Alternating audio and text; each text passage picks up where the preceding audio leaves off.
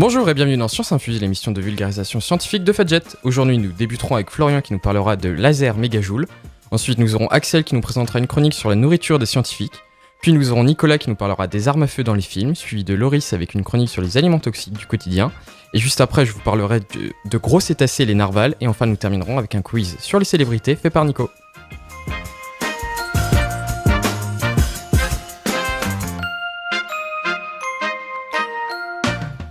Il est 16h et on commence tout de suite avec Florian qui nous parle du laser mégajoule. Oui, alors, donc est-ce que vous avez déjà entendu parler du laser mégajoule ou pas ? Absolument pas. Moi non plus, ça me dit rien. Pas du tout, non. Ok. Alors, ce que je vais dire rejoint un petit peu la dernière chronique que j'ai faite sur le projet ITER.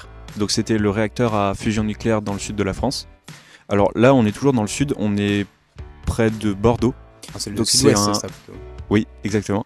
Donc c'est un projet qui a été inauguré en 2014. Et en fait, ce laser, c'est un des lasers les plus énergétiques du monde. C'est une exclusivité. Enfin, on a presque l'exclusivité dessus. Donc c'est purement français. Il y en a juste un ou deux autres dans le monde qui ont les mêmes statistiques. Mais c'est une de nos grosses installations scientifiques en France. Alors en gros, c'est un projet militaire qui vise à garantir la sûreté et la fiabilité des armes nucléaires, et ce, sans faire d'essai. Donc au lieu de faire exploser des bombes à un endroit donné, on peut recréer ce qui va se passer juste dans une chambre où il va y avoir un laser, schématiquement. Donc déjà, il faut savoir que comme le projet ITER, c'est quelque chose qui marche avec de la fusion nucléaire. Donc est-ce que vous savez ce que c'est que la fusion nucléaire ? Alors moi je veux bien un rappel. D'accord. Donc comme le projet ITER, donc ça marche à la fusion, et c'est différent de la fission nucléaire. Il faut savoir qu'en France et partout dans le monde, les centrales nucléaires, elles marchent avec de la fission. En fait, ça consiste à prendre un gros atome et à le bombarder avec de petites particules pour le briser. Et après, on recommence l'étape et ça va faire une réaction en chaîne. Et quand on le brise, c'est ça qui va libérer beaucoup d'énergie. Et c'est grâce à ça qu'on a la plupart de notre électricité, par exemple en France. Et vous savez, le gars qui a découvert la fission nucléaire, à la base, il savait pas qu'il avait découvert la fission nucléaire. Il croyait qu'il avait trouvé des Ouais. atomes plus lourds. Parce que en fait, il essayait de trouver qu'il y avait des atomes plus lourds que l'uranium. Et en fait, il avait bombardé justement de neutrons, des petites particules qui sont encore plus petites qu'un atome. Mm. Il avait bombardé en disant si j'en mets plein, ça va s'agglutiner et en fait, ça va former un atome plus gros. Et en fait, il avait observé qu'il y avait d'autres atomes différents, et en fait, pour lui, il pensait que c'était des atomes beaucoup plus lourds parce qu'il avait créé des nouveaux atomes. Ouais, alors qu'en fait, c'était juste des atomes plus petits. Voilà. C'est un peu la découverte. En gros, il a eu un prix Nobel sur ça, mais en ne sachant pas qu'il avait découvert la fission nucléaire. Tu te souviens comment il s'appelle ? Fermi, je crois. Ouais, Non, Fermi. C'est Fermi, je D'accord, crois. ok. Ouais. Je sais D'accord. pas, je vais pas mettre ma main à couper parce que des prix Nobel, il y en a beaucoup, mais Voilà, donc ça c'était la fission. Maintenant la fusion ça marche pas tout à fait comme ça. En fait c'est un peu le processus inverse, c'est-à-dire qu'on va prendre des atomes très légers. Donc pour la fission c'était plus des choses comme l'uranium ou ce genre de choses. Là ça va être de l'hydrogène ou des dérivés de l'hydrogène qu'on va fusionner. Donc pour ça il va falloir une grande pression et une grande température. Et en fusionnant ils vont former un atome un peu plus lourd et libérer encore plus d'énergie. Et en gros, l'argument de la fusion, c'est que ça comme déchet, il n'y a pas de déchets radioactifs du tout dedans. Le seul déchet que ça va rejeter, c'est de l'hélium. Et de l'hélium, il y en a partout. Alors, contrairement à la fission qui libère les déchets radioactifs. c'est exactement ce qui se passe dans le Soleil, c'est ça, non ? Ouais, en fait, la réaction de fusion, elle était... de base, c'est une réaction qui a lieu au cœur du Soleil, au cœur des étoiles en général. C'est comme ça que les petits atomes ont été formés. Voilà. Alors, en fait, le laser mégajoule, comment ça marche ? En gros, c'est une suite de lasers qui est câblée pour envoyer un énorme laser. Donc en fait, c'est plusieurs petits qui vont se fusionner en un seul et qui vont converger vers un seul endroit. Cet endroit, ça va être une sphère qui fait 10 mètres de diamètre et qui pèse à peu près 140 tonnes. Donc ça, c'est une sphère, c'est un peu la cellule d'essai, en gros. Et donc, on va bombarder avec ce laser une toute petite bille. Et cette bille, elle contient les dérivés de l'hydrogène qui vont servir à faire la réaction de fusion. Maintenant, il faut savoir aussi que ça doit être extrêmement précis parce que le bâtiment donc, qui est près de Bordeaux, il fait 300 mètres de long. Et en gros, il faut bien que les lasers soient tous parallèles. Parce qu'il y en a plusieurs à la base. Il faut bien qu'ils soient tous parallèles. Et il faut que sur les 300 mètres, il faut qu'il y ait un écart de moins de 1 millionième de mètre. Ok, rien dit. Donc c'est comme un niveau à bulle, mais sur 300 mètres et une bulle très très fine, quoi. Voilà. Et il se passe quoi si les lasers rentrent en contact? Ça explose Pas vrai. Non, en fait, non, c'est juste que en gros, ils doivent arriver bien parallèles devant les miroirs et tout un système optique assez compliqué pour que après ils fusionnent en un seul qui soit très énergétique. Ok. Voilà. Voilà. Et du coup, je vous ai dit qu'il y avait une petite bille. En fait, la petite bille, elle va être dans une capsule en or. Et en gros, on va bombarder cette capsule d'or avec les lasers. Et en fait, ça va chauffer la bille. Ça agit un peu comme un four en gros. Et dans cette bille, il va y avoir les éléments qui vont servir à faire la fusion. Et en gros, ça va chauffer d'un seul coup et très très rapidement. Et c'est grâce à ça qu'on pourrait, parce que ça n'a pas encore été fait, qu'on pourrait créer de la fusion nucléaire et donc énormément d'énergie. Après, comme le projet ITER, il y a beaucoup de controverses. Déjà pour le budget ou ce genre de choses. Là, c'est plus parce que c'est un aspect militaire. Ça concerne tout ce qui est, bon, on va pas rentrer dans les détails, mais ça concerne tout ce qui est armes nucléaires et ce genre de choses. Du coup, par exemple, il y a énormément de gens qui ont fait des manifestations pacifiques devant le projet. Il y a même un tori. Alors, je sais pas si vous voyez ce que c'est un tori. C'est les genres de portes japonaises, vous savez, qui sont d'époque. Ah, ok, En forme de T un peu, ouais.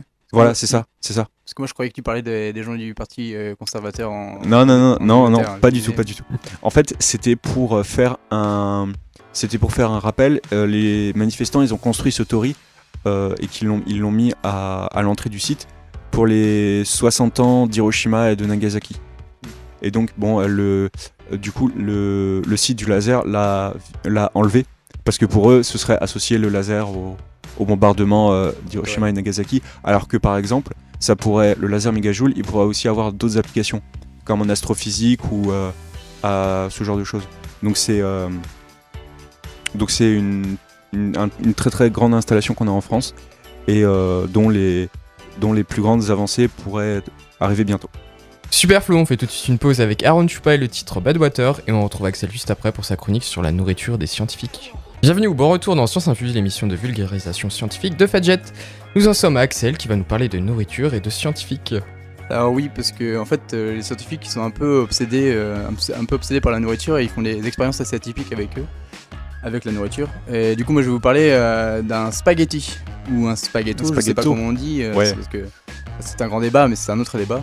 Et du coup, est-ce que vous avez déjà essayé de casser un spaghetti, mais sans qu'il se casse en plus de 2 morceaux?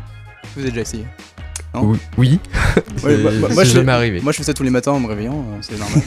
Et en fait, du coup, ce sacrilège pour les Italiens, il a perduré dans le milieu de la physique depuis Richard Feynman, qui est un physicien américain. C'est un très très grand c'est un des plus grands vulgarisateurs de physique du 20e siècle en gros. Du 20e siècle, c'est ça. Voilà. Et qui est détenteur du prix Nobel justement pour ses travaux sur l'électrodynamique quantique. En Oui. gros, c'est une théorie pour concilier l'électromagnétisme et la fameuse mécanique quantique. Oui. Et du coup, en fait, il avait déjà remarqué à l'époque que si tu cassais une spaghetti, si tu voulais la casser, la plier et la casser, en fait, ça se brisait en plusieurs morceaux, en plus de 3 morceaux, mais jamais en 2 morceaux. Du coup, il comprenait pas pourquoi. Mais du coup, le pourquoi du comment a été expliqué seulement en 2005 par des chercheurs français de l'ancienne université Pierre-Marie Curie, qui s'appelle maintenant Sorbonne Université à Paris. Et l'explication maintenant nous paraît toute simple. Du coup, en fait, quand le spaghetti plié se casse, il va se casser à un endroit, mais une onde va se propager le long de la spaghetti, ce qui va faire que ça va libérer de l'énergie. Et en fait, cette propagation d'ondes, elle va briser le reste de la spaghetti en plusieurs morceaux. Et la découverte de ces chercheurs français leur a valu en fait un Ig Nobel qui est la version un peu satirique des prix Nobel. C'est les prix qui récompensent les recherches insolites et inutiles. Et inutiles, mais voilà, mais qui posent quand même celle-là, elle est pas tout à fait inutile quand même, vous allez voir.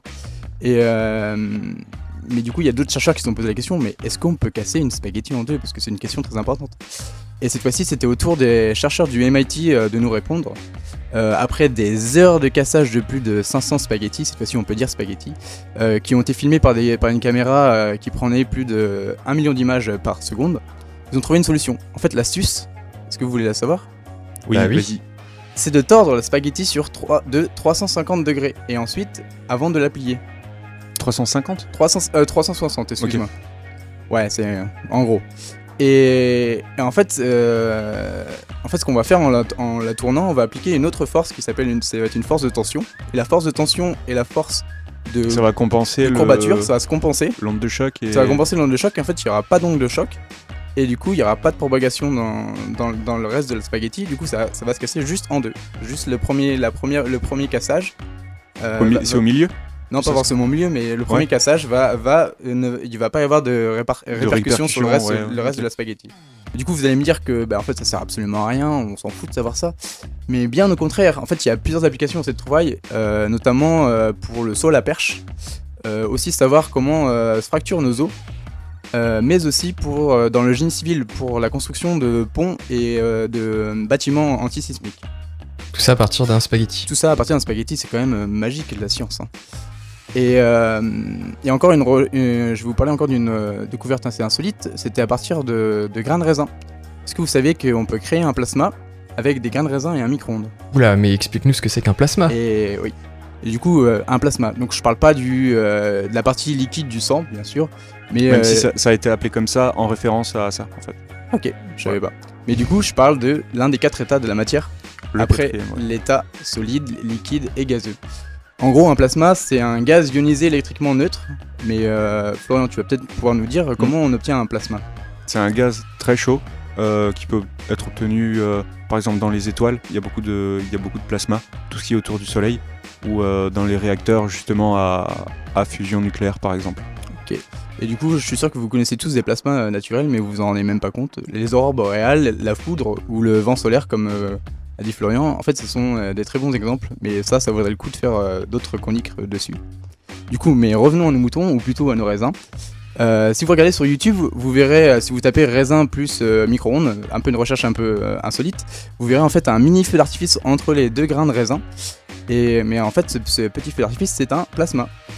Mais en fait, c'est encore une question qui a troublé un peu les scientifiques. Et il y avait une idée comme quoi le contact entre les deux raisins par la peau, qui était riche en éléments qui permettent de conduire l'électricité, permettait la création de ce plasma. Mais ça s'est avéré faux grâce à 2 chercheurs canadiens qui ont prouvé que la peau des raisins, ni la peau du raisin, ni la surface, même s'il y a la surface avec de l'eau en contact, c'est pas nécessaire pour faire un plasma. Et du coup, en fait, ces scientifiques qui sont amusés à analyser le spectre du plasma, en gros, c'est-à-dire les couleurs émises par celui-ci.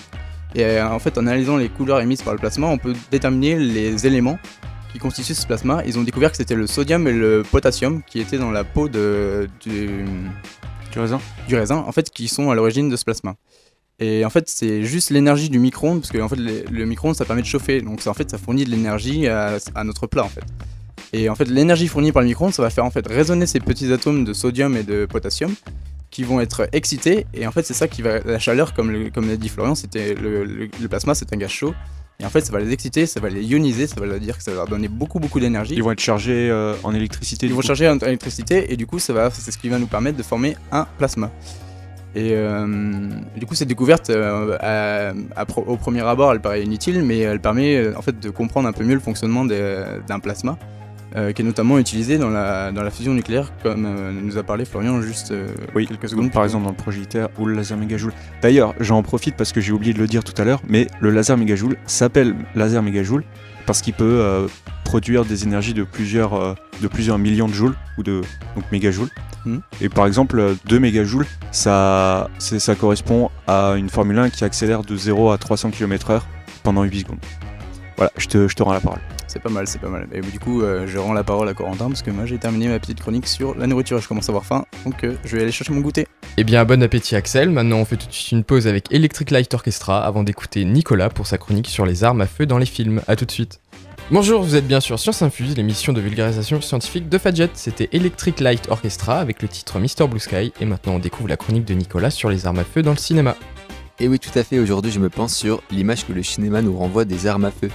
Je tiens à préciser que moi-même je n'ai pas d'armes à feu, mais étant donné qu'elles sont omniprésentes dans les films actuels, je trouvais important de faire un point avec vous sur ce qui était vrai et un peu moins vrai dans tout ce qu'on nous montre.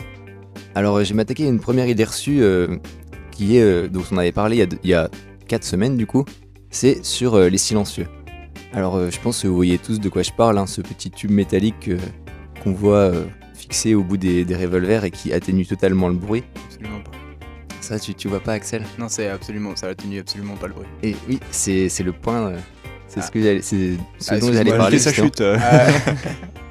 Oui, effectivement, c'est de ça dont je vais parler. C'est effectivement, en fait, c'est pas que ça marche absolument pas, c'est que ça réduit vraiment très peu. Alors, pour vous donner une idée d'ordre de grandeur, par exemple, pour une arme classique qui fait un bruit d'environ 120 décibels, je reviendrai plus tard, avec un silencieux, ça passe à entre 90 et 100 décibels. Alors, pour des ordres de grandeur, 120 décibels, c'est, pour en revenir à la Formule 1 de Flo, c'est le bruit que ferait le moteur de sa Formule 1 lancé à 300 km/h. Alors que 90 à 100 décibels, c'est seulement le bruit d'un aboiement de chien ou alors d'une rue très fréquentée avec des voitures et des camions qui passent. Ouais, c'est quand même énorme. Ça s'entend quand même, quoi. Ouais. Oui, ça s'entend quand même, il y a une différence, mais c'est pas non plus le bruit discret que font les silencieux dans les films. Oui, tout à fait. Et je crois même qu'en vrai, ça s'appelle même pas un silencieux.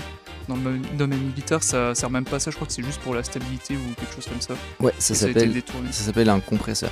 Ah oui. Parce que je vais pas venir. On va accélérer la balle. Oui. Je vais pas aller dans le détail de comment ça fait, mais en gros, ça sert à compresser ou décompresser l'air à l'intérieur du canon pour que ça fasse moins de bruit. Mais après, c'est un peu technique, mais du coup, ça s'appelle un compresseur en vrai. Donc du coup, c'est beaucoup moins utile que dans les films, mais quand même un peu utile. La plus grosse utilité, en fait, c'est surtout pour les tirs à distance, parce que comme le son est moins fort, c'est plus difficile d'évaluer d'où vient le tir, en fait. Donc pour des gens qui vont faire des tirs à très grande distance, des snipers, des choses comme ça peut être utile. Et du coup, question, est-ce que ça marche de tirer dans un oreiller comme ils font dans les films pour étouffer le bruit? Alors, ça ferait sûrement moins d'effet qu'un compresseur, donc je pense que non. Ça ferait quand même beaucoup de bruit. Et du coup, un point dont on parle pas aussi dans les silencieux dans les films, c'est que le silencieux, après plusieurs tirs, il est vraiment très très chaud. Et il l'enlève comme ça. c'est ça, ouais. Quand il l'enlève sans protection, c'est même pas la peine, hein, vous cramez la main. Donc du coup, un point sur lequel je vais revenir, c'est du coup au niveau du mur du son. Vous savez que vous avez déjà entendu un avion qui passe le mur du son, ça fait une énorme détonation, un gros bang supersonique comme ça qu'on l'appelle. Et du coup, ce qu'il faut dire, c'est que les balles des armes à feu, quand elles sont tirées, elles dépassent le mur du son. Et du coup, un silencieux ne peut pas ne peut pas empêcher la balle de franchir le mur du son, donc il y aura forcément ce bruit de détonation qui sera entendu. Donc c'est pour ça que les silencieux ne réduisent pas totalement le bruit aussi autant que dans les films. Du coup, le second point que je vais aborder aujourd'hui, c'est le recul des armes. Alors vous voyez sans doute dans les films votre héros qui court vers l'ennemi, une arme dans chaque main et qui continue à tirer tout en courant. Alors ça non plus c'est pas possible, hein, parce que y a le phénomène de ce qu'on appelle le recul. Alors pour compenser ça, c'est pour ça que il y a une partie arrière sur, par exemple, si vous voyez un fusil de chasse, il y a ce qu'on appelle une crosse. Alors je sais pas si vous voyez ce que c'est la crosse. C'est la partie qu'on bloque sur l'épaule. Ouais, c'est ça, c'est tout à fait Flo, on est censé la mettre sur l'épaule justement pour pas partir en arrière. En fait, il y a que Terminator qui fait ça en fait. Ouais, tout à fait. La... Ouais, c'est ça. Du coup, est-ce que vous savez pourquoi il y a un recul? Ça vient de quelle loi physique? Ah, Florian ne veut rien Non, dire, je suppose. Mais Du coup, c'est la troisième loi de Newton. Oui, est-ce que tu pourrais nous l'énoncer? Oui, troisième loi. En fait, elle est connue sous le nom de principe d'action-réaction. Ça veut dire que si il y a une force qui s'applique dans une direction, en gros, il y aura une force opposée et égale dans la direction inverse. Par exemple, c'est pour ça que c'est grâce à ça que les fusées peuvent voler. Parce qu'en fait, elles se propulsent, elles font échapper du gaz très vite, et le gaz, il va vers le bas, et donc ça crée une force vers le haut, et c'est comme ça que la fusée, elle monte, quoi, en gros. Ouais, tout à fait, c'est ça. Et du coup, pour les fusils ou les armes à feu, en général, c'est la même chose qui se produit, en fait. Comme on projette une balle très très vite dans une direction, forcément, l'arme, elle va revenir vers nous avec la même force. Donc du coup, plus le projectile est gros et plus le projectile part vite, plus il y a du recul sur l'arme. Donc en général, plus l'arme elle est grosse, plus on a un recul important. C'est pour ça que pour les plus grosses armes, en général, on fait même des tirs couchés avec l'arme qui est bien calée. Du coup, mon troisième point du jour, c'est un plus petit point. C'est sur les munitions et les rechargements d'armes dans les films. Alors pareil, on voit nos héros préférés qui rechargent très rarement leurs armes. Et en général, ils arrivent jamais à court de munitions. Ou alors, la première personne arrivée à court de munitions, c'est forcément le méchant au moment où il va descendre notre héros qui se rend compte qu'il a malheureusement plus de balles. Alors, bon, c'est vrai que actuellement les armes... Donc là, je pars sur une arme de poing, donc les armes les plus classiques qu'ont les gendarmes, par exemple. C'est pas non plus des 7 coups comme les fameux 7 coups du Far West. C'est des armes qui ont entre 12 et 15 balles. Mais je pense que si vous regardez une série ou un film où les gens se tirent dessus, ils font plus que 12 ou 15 coups. Et donc voilà, c'était un point à éclaircir. Et aussi un point important, c'est souvent dans les films, on voit les personnes quand elles sont amenées à recharger, hein, ouais, des fois ça arrive, elles rechargent, paf, le chargeur il est prêt en 2 secondes. Et ben ça c'est vrai. Il y a beaucoup d'armes qui sont adaptées en fait pour pouvoir changer le chargeur et remettre des balles très très vite. Et ça peut se faire vraiment très très vite, en quelques secondes c'est fait. Bon après c'est sûr on jette pas le chargeur en l'air en jetant l'autre et après on le récupère par en dessous. Non ça marche pas mais... parce que souvent il récupère le chargeur pour remettre les munitions dedans après. Ah non ça prend du temps par contre. Oui ça prend du temps mais je veux dire il garde le chargeur pour une fois qu'ils sont plus sur le terrain le remplir pour une prochaine mission. Oui ça c'est vrai mais changer juste un chargeur déjà plein ça se fait très vite. Et du coup j'en arrive déjà à mon dernier point. Ce sont quand les gens se prennent des balles dans le corps. Alors souvent, quand on voit la balle ressortir, les gens sont tout contents. Ouais, c'est bon, la balle elle est ressortie, t'inquiète, tu risques rien. Et au contraire, quand la balle reste dans le corps, il faut à tout prix l'enlever parce que il y a des risques d'infection. Alors ça c'est vrai. C'est-à-dire que la balle qui va arriver dans votre corps, elle est très très sale parce que déjà elle est pas lavée de base. Ensuite, elle traverse l'air. D'abord, elle traverse le canon de l'arme, elle traverse l'air. Ensuite, elle arrive sur vos vêtements où vous avez peut-être transpiré, peut-être qu'il y a des bactéries dessus, et ensuite elle pénètre dans votre corps, donc elle est toute sale, donc ça peut provoquer une infection. Et du coup c'est là qu'il y a les deux choses qui peuvent entrer en jeu. Soit on essaye de la retirer pour limiter l'infection, mais si on la retire, on risque d'aggraver une hémorragie. Donc dans tous les cas, le seul truc qu'il faut surtout pas faire, c'est retirer directement la balle avec une pince métallique que vous aurez trouvée là, qui a traîné on sait pas où, ça risquerait encore plus d'aggraver l'infection et c'est vraiment pas ce qui est conseillé. Le mieux c'est pas de se faire tirer dessus aussi, je pense que... Oui, effectivement. Mais bon, tu sais dans les films c'est difficile de pas se faire tirer dessus en général. C'est vrai, j'avoue. Du coup c'est tout pour aujourd'hui, pour cette chronique sur le cinéma, et je vous retrouve dans 2 semaines pour un nouveau sujet. Eh bah super Nico, on écoute tout de suite Deluxe et on retrouve Loris juste après pour parler de nourriture toxique. À tout de suite. Bon retour dans Science Infuse, l'émission de vulgarisation scientifique de Fadjet. On écoute Loris pour parler de nourriture toxique. Et oui, on revient sur le sujet de la nourriture, mais beaucoup moins appétissante car on va parler de poison. Alors on connaît tous beaucoup d'aliments, surtout des animaux, les poissons souvent, qui sont très toxiques si mal préparés. Par exemple le Fuji je crois, le poisson lune asiatique, oui. Plein d'autres, qui aussi plein d'autres animaux avec des toxines, tout ça. Mais il y a beaucoup d'aliments qu'on connaît du quotidien dont on ne se doute pas des toxines qu'ils contiennent et qu'il faut connaître. Est-ce que vous en connaissez, enfin vous avez des exemples dont vous avez entendu parler? Pépins de pommes. Oui, exactement, c'est le avec plus le connu. cyanure. Ah oui, ouais. Ouais, ou aussi les amandes, non? Enfin, beaucoup de graines en grande quantité, il me semble. Ouais, tout ce qui est... il me semble qu'il faut manger vraiment beaucoup de pommes pour 1000, non être empoisonné. C'est pas autant. Pour contre, il y a des processus de reconcentration qui sont très facilement faisables. Voilà. Et je vais vous dire ça tout de suite. Alors oui, donc il y a beaucoup dans tout ce qui est noyaux et pépins en fait, donc quasiment tous les fruits comme ça. Donc ils contiennent en fait une toxine qui s'appelle l'amygdaline. Et c'est une substance chimique qui se transforme en cyanure lorsque c'est ingéré dans le corps. Mais il en faut une très très très grande quantité. Donc pour information, la dose létale d'amygdaline c'est à partir de 700 mg dans le corps. Donc de 700 à plus de 3000, selon les centaines et des constitutions. centaines de pépins quoi. Et pour titre d'information, donc 700 mg, et par exemple dans un pépin de pomme, il y en a 17 mg par gramme de pépins. Donc déjà, il faut arriver à avoir un gramme de pépins. Ouais. Et t'aurais que, du coup...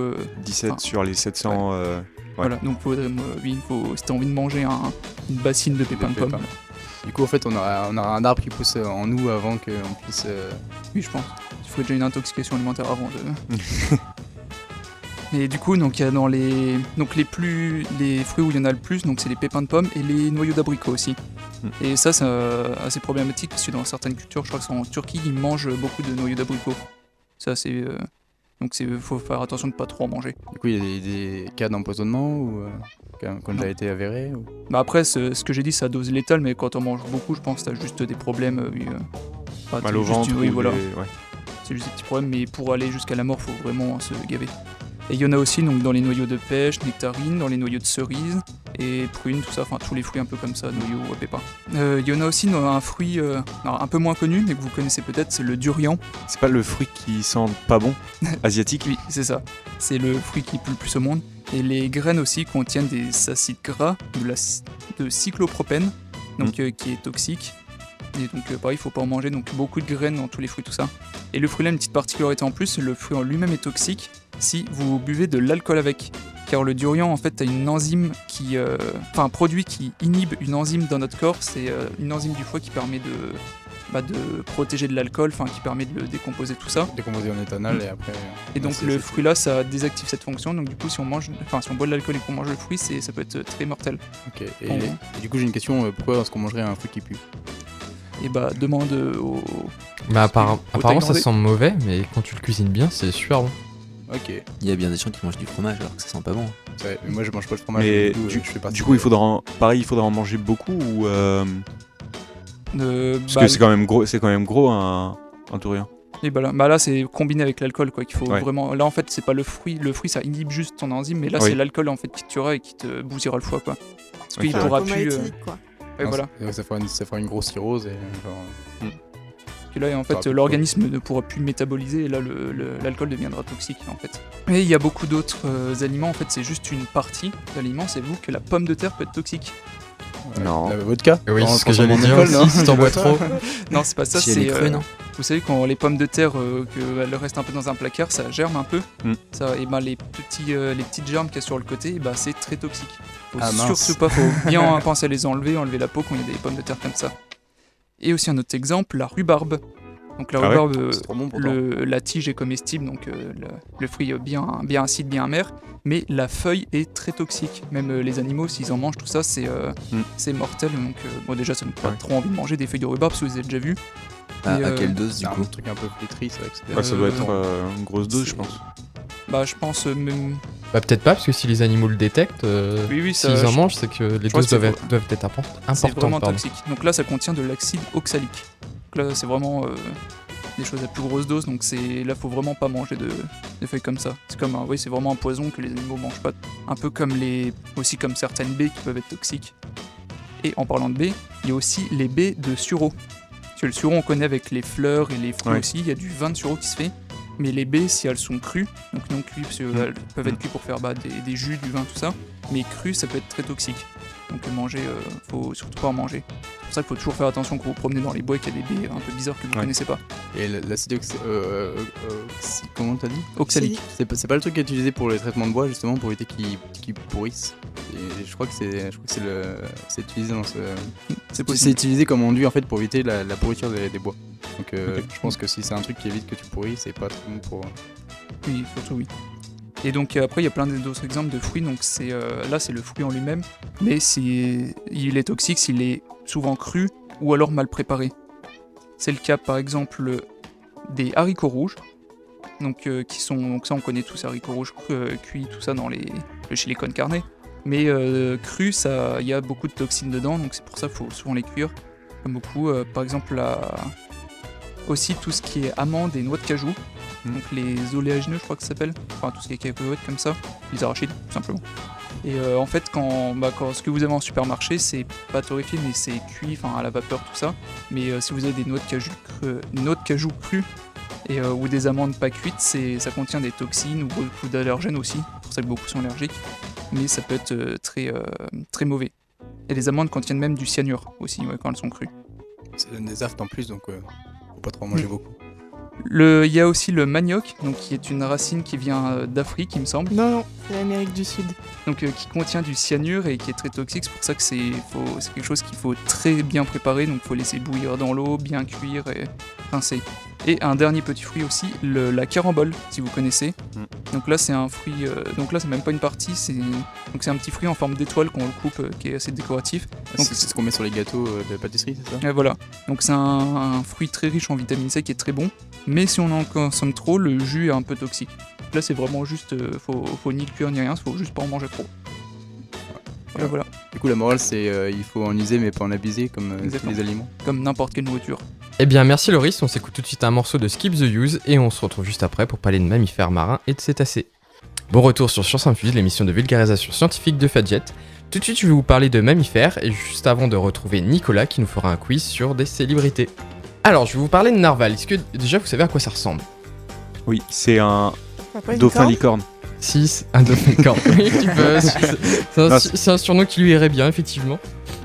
Mais donc Elle il a a, une il a corne. une genre de corne. Enfin, Ouais, ouais, c'est je la crois que c'est licorne des une mers. dent, non? Ouais, Mais elle est exactement. elle est un c'est petit ça. peu. Elle est un peu. Orienté, ouais. Ouais, Je vais pas en parler de ça, mais Torsadée. Elle est C'est ça. voilà, c'est ça. donc ce sont des grands cétacés qui ressemblent à des belugas, sauf qu'ils ont une grande corne. Mais en fait, cette corne, c'est une dent. C'est une dent qui se développe et qui peut atteindre. Enfin, à votre avis, combien de mètres. mètres peut-elle atteindre sa longueur? Attends, l'animal, 1000. il fait combien de. Alors de base, 100. Oui. Il fait en moyenne 4,6 mètres pour les mâles et 4 pour les femelles. Elle est un petit 1m80 comme ça. Ah, plus. Moi j'irais 3. Un peu moins, on est de 2 mètres à 2,7 mètres. Ah, c'est chaud quand même. Mais le problème, c'est qu'on sait pas à quoi ça sert. Voilà. Donc il y a. C'est C'est- comme, il- c'est comme pour la spaghetti, elle est torsadée exprès pour qu'elle puisse se casser en deux, je suis sûr. Il y a un lien. Sur les Mais- spaghettis. Peut-être, je ne sais pas.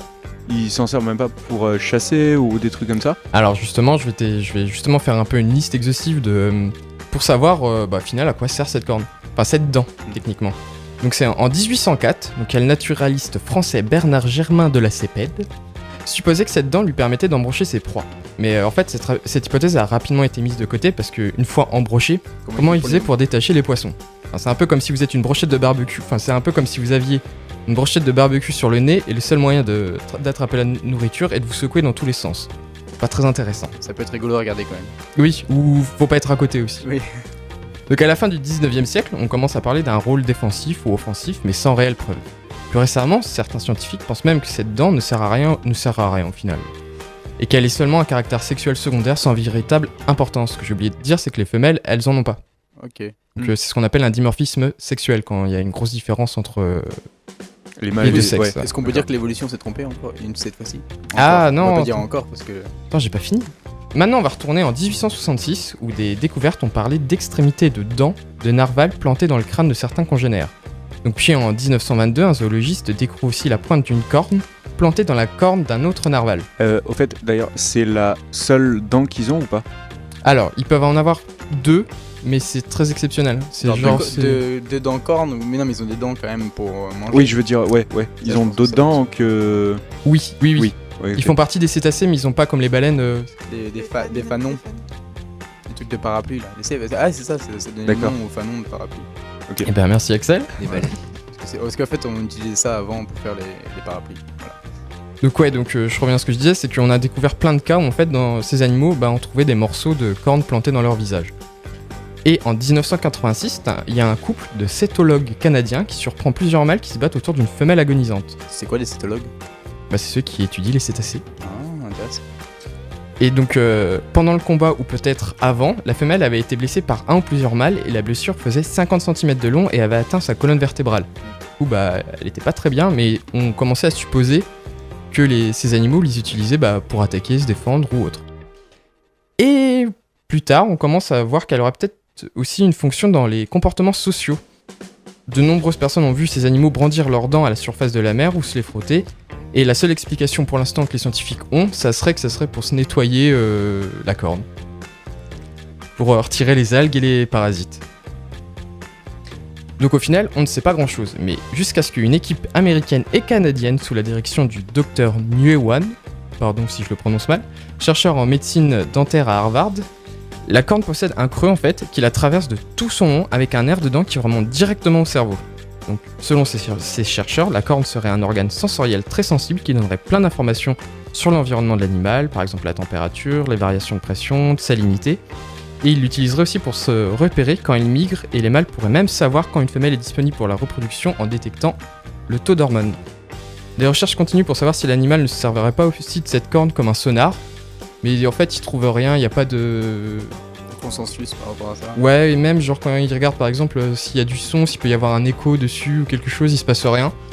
Un Donc, peu, on comme, sait pas. comme les cornes, tu sais, des Parasaurolophus. Oui, je vois. Tu sais, les dinosaures avec... C'est des dinosaures, oui, qui ressemblent un peu à un canard, enfin... Ouais, ils ont un... Et ils ont une grande corne derrière, Ils ont une on grande les voit corne dans derrière. Jurassic Park. C'est ça. Et que ça servait comme cavité de résonance, mais Bah on sait pas, on suppose, oui, on mais... suppose. Ben, on suppose pas nous, mais les scientifiques supposent. Aussi, là, récemment, on a découvert que certains individus, en fait, ils utilisaient cette dent pour assommer leur proie, en fait. Pour leur mettre des gros coups de matraque, au final. Et il y a plein d'espèces qui font ça, mais c'est la première fois qu'on voyait ça chez les narvals, et ça, c'était en 2016. Donc après, pour terminer, en fait, la fonction de cette corne, elle est pas spécifique, mais elle possède de nombreuses caractéristiques qui font en sorte que cet animal garde encore beaucoup de secrets pour nos amis scientifiques. Donc on se retrouve juste après pour un quiz avec Nicolas, et en attendant, on écoute Caravan Palace avec le titre Lone Digger. Bon retour, nous sommes dans la dernière partie de Science Infuse, l'émission de vulgarisation scientifique de Fadjet, où nous écoutons le quiz de Nicolas sur les célébrités. Alors oui, je suis resté un peu vague exprès, hein, j'ai juste dit célébrité. C'est pour pas vous spoil ma première question, qui est, alors quel est le point commun entre Marilyn Monroe, Lady Gaga, Léonard de Vinci ou encore Harrison Ford? Ils ont pas l'oreille absolue, un truc comme ça. Non, Ils c'est sont pas de surdoués. rapport. Non, Est-ce qu'ils ont, ils sont atteints d'Asperger? non, c'est pas ça. D'accord. Alors du coup, je vais vous le dire, c'est qu'en fait, ce sont tous des célébrités qui ont vu une nouvelle espèce animale ou végétale nommée en leur honneur. Et du coup, c'est sur ça que va tourner mon quiz aujourd'hui en fait. Donc la première question c'est Tobey Maguire, donc l'acteur qui a Spider-Man. joué Spider-Man dans la première trilogie, et, Le meilleur qu'on a. et Andrew Garfield qui a également joué Spider-Man dans la seconde trilogie, donc The Amazing Spider-Man, ont eu tous les deux une espèce d'araignée nommée en leur honneur. Est-ce vrai ou est-ce faux? Ouais, il y a moyen, on trouve tout le temps des nouvelles moi, espèces. moi, je trouverais ça cool. Ouais, D'ailleurs, c'est Andrew marrant. Garfield, c'est pas une trilogie, il y a que 2 films. Voilà. Oui, pardon. Ouais, du coup, oui, il y a moyen, ouais. Du coup, c'est un oui pour tout le monde. Mm. Alors ouais, totalement, c'est vrai. Donc il y a Philista McGuire pour Andrew McGuire et Toby. Non, Toby Ouais, Tobey Maguire. Tobey Maguire, pardon. Petit mix. Et Prita Garfieldi pour Andrew Garfield. Est-ce que du coup c'est des araignées radioactives qui donnent des pouvoirs? Alors je ne sais pas, je me suis pas encore fait mordre par une des deux, mais à test. Alors du coup, ma deuxième question c'est: une espèce de cheval a été nommée Beyoncéa du fait de son postérieur proéminent et de ses poils dorés sur la croupe. Est-ce vrai ou est-ce faux? Alors, je pense que c'est vrai, sinon tu le demanderais pas à ça. Non, Il sait. Moi, je pense que c'est faux. Moi, je pense que Flo a été... pas Flo, Nicolas a été assez imaginatif Vicieux, et il a trouvé ça tout seul. Du coup, c'est mitigé. Alors en fait, c'est faux.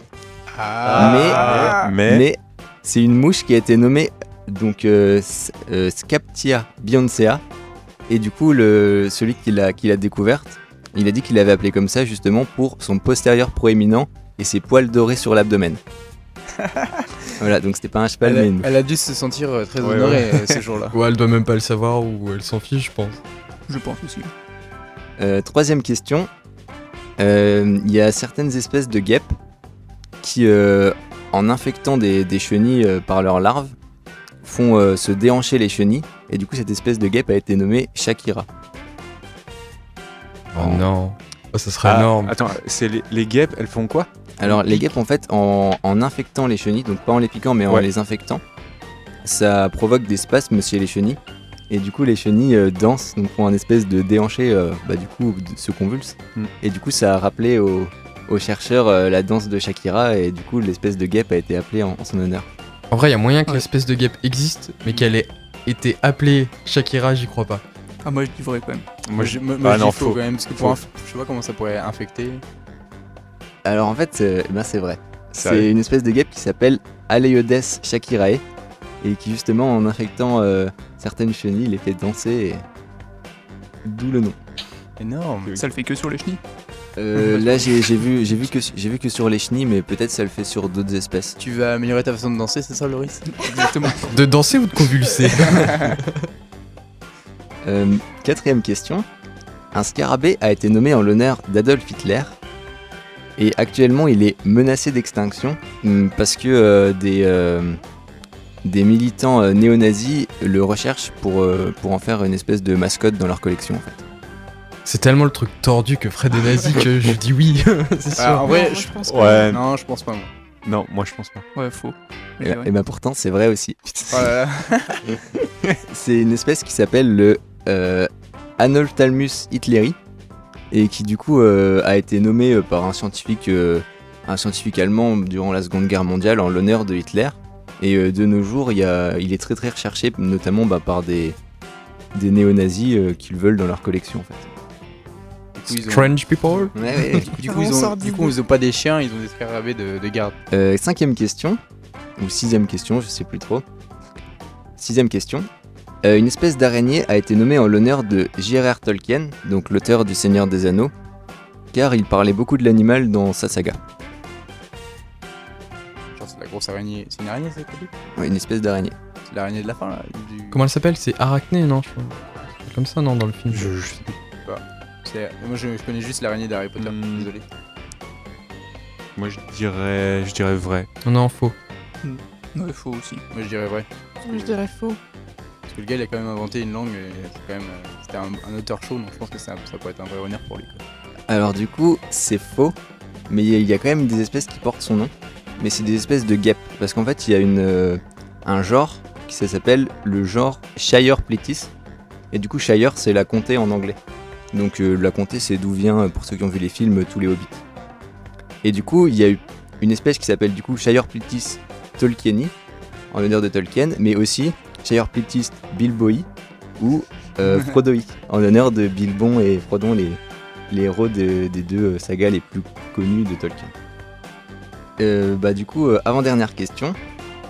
Un crabe avec des pinces très développées a été appelé Schwarzenegger en l'honneur de l'acteur qui a joué Terminator. Là, ouais. Là, je dis oui. Non, c'est chaud quand même. Hein. Moi, je dis non. Moi je dirais vrai, moi. Moi Ouais, aussi, allez, je pense vrai. Alors du coup, c'est faux.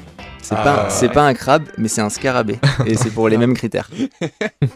Ok, Du coup, ok, c'était pas énorme, ses ok. pinces, c'était ses pattes qui étaient énormes. Et du coup, ça l'a fait penser à Arnold Schwarzenegger. Et le scientifique a décidé de le nommer comme ça.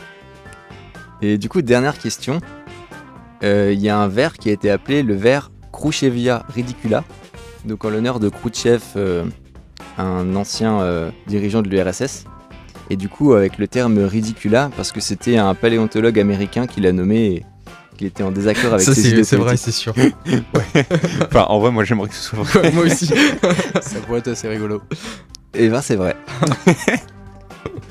Voilà, alors donc là c'était surtout pour des critères, surtout mon quiz c'était surtout pour des critères on va dire comportementaux ou physiques, mais il y a aussi beaucoup de scientifiques qui nomment des espèces qu'ils découvrent en l'honneur de célébrités qu'ils apprécient, et il n'y a pas forcément d'autres critères physiques ou autres.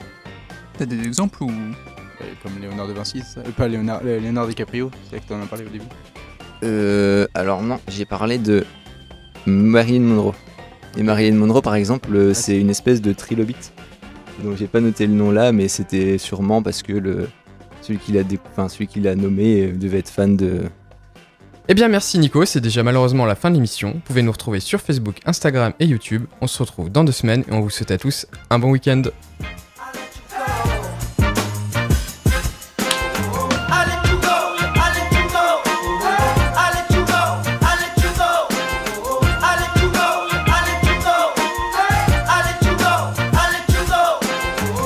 I'm so high, you should stay low.